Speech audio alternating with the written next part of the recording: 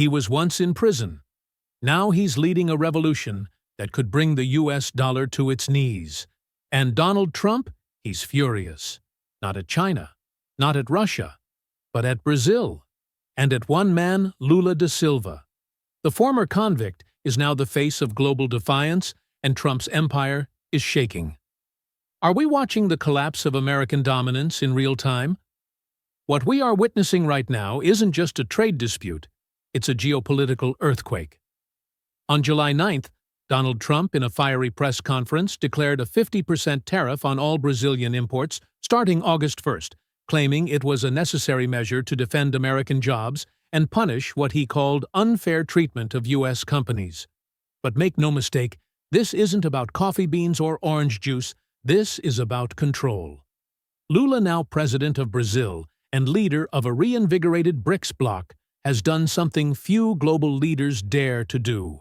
He called out Washington, loudly, publicly, without flinching. Trump doesn't run Brazil, he stated on national television. We are not a colony. We will not be bullied. That statement, repeated across South American media, became a rallying cry for leaders tired of U.S. pressure. What triggered Trump's rage? It wasn't just Lula's refusal to toe the line, it was Lula's unapologetic campaign to de-dollarize global trade. While China whispers and Russia maneuvers behind closed doors, Lula steps to the podium and says what the others won't. Why must we trade in dollars? Who decided that his words echo through the halls of power from Jakarta to Johannesburg? For Trump, this isn't just disobedience, it's treason against the financial world order America built. That's why he linked Brazil's tariffs to the ongoing criminal investigations into Jair Bolsonaro, implying that if Brazil didn't back off, its economy would be targeted. That move was instantly called out by Lula's team as economic blackmail. And it worked against Trump. In Brazil, even some Bolsonaro supporters are siding with Lula.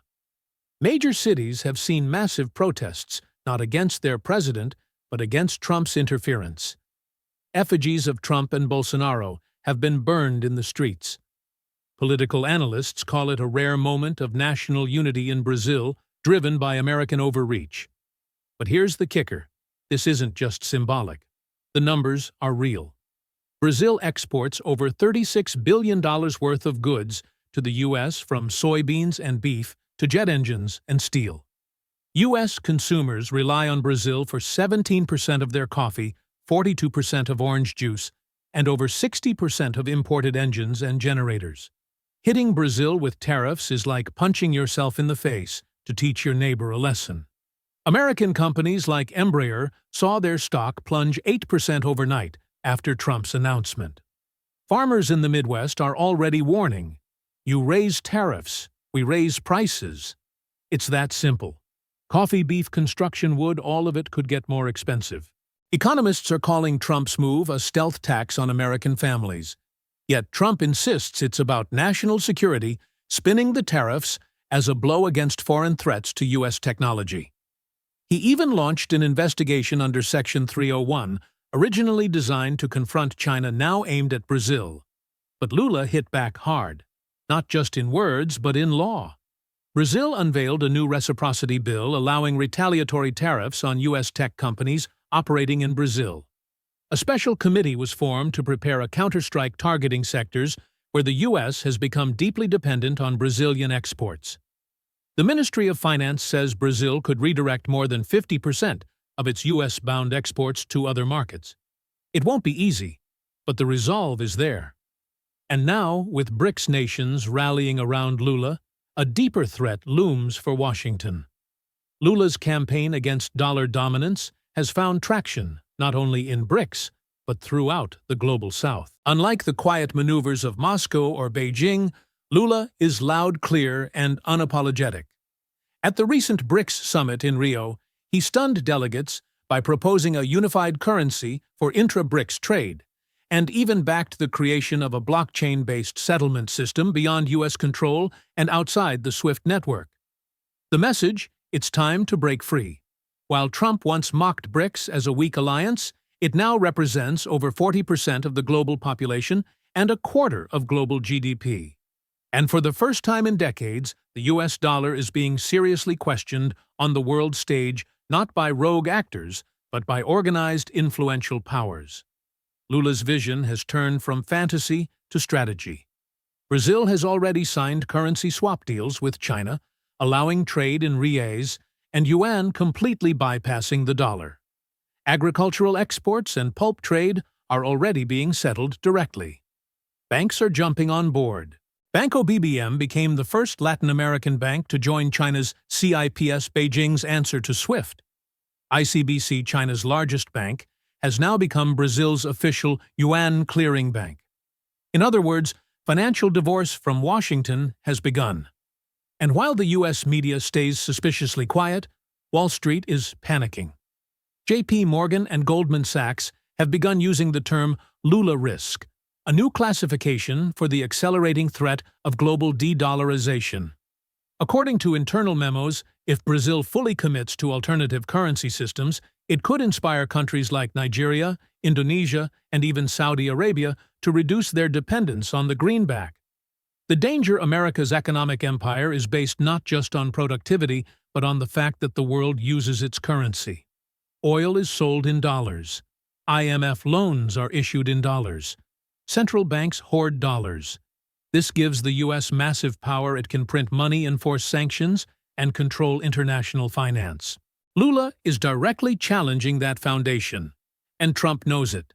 That's why his administration is reportedly pushing for harsher responses, including restricting Brazilian banks, cutting development funds, and potentially using the IMF and World Bank to pressure Brazil economically.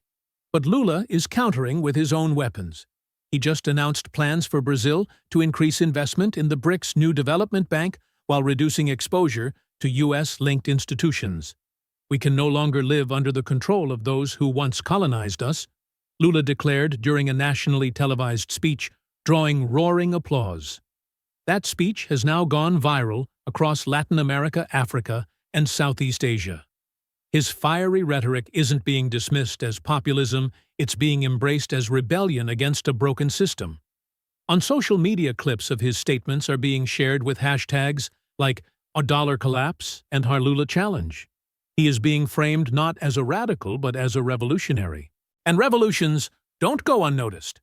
In Washington, corporate lobbyists are sounding alarms. American companies that depend on stable trade routes, cheap Brazilian goods, or dollar-based financial structures are beginning to push back against Trump's tariffs. Their message is simple: you're lighting the fuse of a financial powder keg. If Brazil falls out of the dollar orbit and inspires others to follow, the consequences could be irreversible. And the consequences are not just economic, they're geopolitical. Trump's aggressive approach meant to isolate Brazil may have backfired spectacularly. Instead of backing down, Lula has turned Brazil into a symbol of resistance for a whole generation of nations fed up with Western control. The recent G20 summit in Rio, intended to showcase cooperation, became a battlefield of ideologies. Trump boycotted the event, calling it a stage for America haters. But his absence only magnified Lula's voice. In a move that stunned diplomats, Lula allowed Russia's foreign minister and top Chinese officials to speak freely on the reform of the international monetary system without constraints or censorship. When criticized, Lula didn't flinch. He responded publicly, "Brazil is not anyone's servant." That line made headlines in dozens of countries. U.S. media downplayed the drama, but across the global South, Lula's approval ratings soared. Even India and Indonesia, traditionally cautious, praised his firm stance. Trump's team, now scrambling, labeled Lula a soft authoritarian and claimed he was inviting danger by cozying up to America's adversaries. But that narrative isn't sticking. To millions, Lula isn't a threat. He's a challenge to decades of U.S. dominance. A president who was once imprisoned now leads a movement to rewrite the rules of global trade. And he's doing it not through war or military alliances, but through currency deals, economic defiance, and an unyielding tongue. The pressure is mounting in Washington.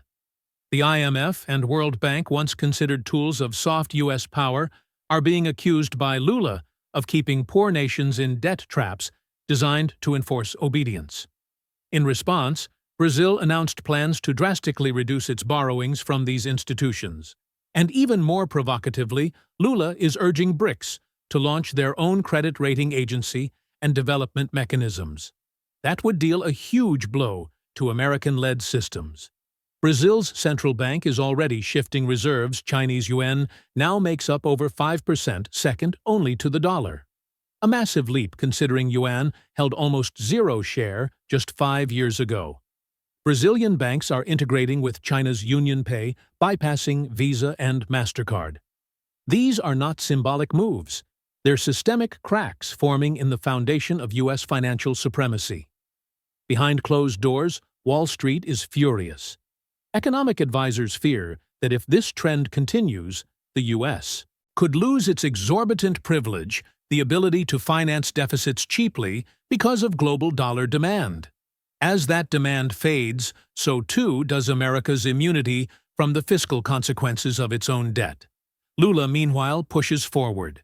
Brazil has begun issuing panda bonds, sovereign bonds in Chinese yuan, to further reduce its dollar exposure. This isn't fringe policy. It's backed by Brazil's Ministry of Finance and supported by several major trading partners. More than just a rebuke to Trump, this is a calculated effort to join a new economic order. And that new order is no longer just theoretical, it's being built in real time. At the BRICS summit in Rio, leaders unveiled BRICPay, a prototype for a unified payment platform that would allow member countries to settle transactions directly in local currencies. No dollars, no SWIFT, no U.S. oversight. Technical planning is underway with Brazil and India leading the development. For decades, the U.S. dollar has been the invisible hand shaping global commerce. It's been used to enforce sanctions, direct capital flows, and dictate policy in developing nations. But Lula is tearing down that illusion. In his speeches, he doesn't mince words. The world has outgrown a system where one country controls the currency of all others. That single quote has been reposted millions of times online, particularly in countries that have long chafed under IMF austerity and U.S. pressure. The backlash in the U.S. is growing. Senate hawks are demanding punitive measures. Some are even proposing restrictions on U.S. companies that cooperate with Brazil's currency pivot. But there's a problem: American corporations are deeply tied to Brazilian supply chains. Cutting off trade would mean shooting themselves in the foot. U.S. tech giants like Microsoft and Google have massive data infrastructure in São Paulo. Boeing relies on parts made in Brazilian factories. Retailers source food and raw materials across Brazilian states. The more Washington pushes, the more risk it takes. Even conservative think tanks are warning of blowback. And then there's the political optics. Trump is now seen not just abroad, but by some at home as waging war on a democratically elected leader who's gaining popularity globally. The irony: Trump accused Lula's judiciary of witch-hunting Bolsonaro, yet Lula is seen as the one standing up to foreign meddling. His approval ratings in Brazil are climbing.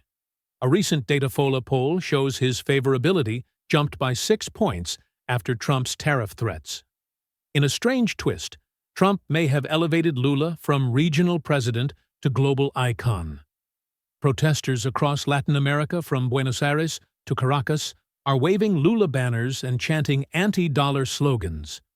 This movement isn't just political, it's emotional. It speaks to decades of resentment toward what many see as American economic imperialism. And Lula has become the man willing to say what others whisper. In Africa, leaders from South Africa and Nigeria have echoed his sentiment. In Southeast Asia, politicians in Malaysia and Thailand are citing Lula's trade strategy as a model for independence. Trump, for all his bravado, now finds himself isolated on this front. His tariffs may hurt Brazil, but they're not stopping the momentum. Instead, they've fueled it. Because now de-dollarization is no longer a threat. It's a rallying cry. And Lula da Silva, a man once ridiculed and jailed, is leading that charge. Whether he succeeds or not, the very fact that he dares has shifted the conversation permanently.